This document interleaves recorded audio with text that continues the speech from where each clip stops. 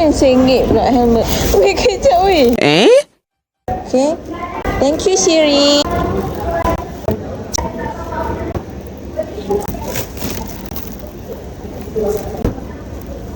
Terbalut dia punya body dia pula.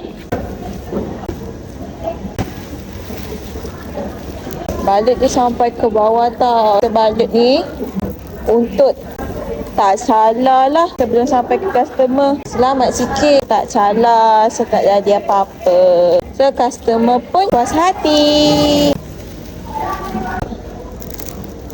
Boleh dah. Untuk kita kemas-kemaskan. Okay. So balut dia macam ni. Ni. Kita balut lagi sekali lah.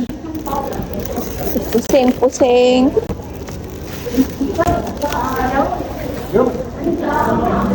Okay, dah siap wrapping depan belakang. Semoga selamat sampai customer yang tercinta. Love. Okay, bye-bye semua. Assalamualaikum. Bye.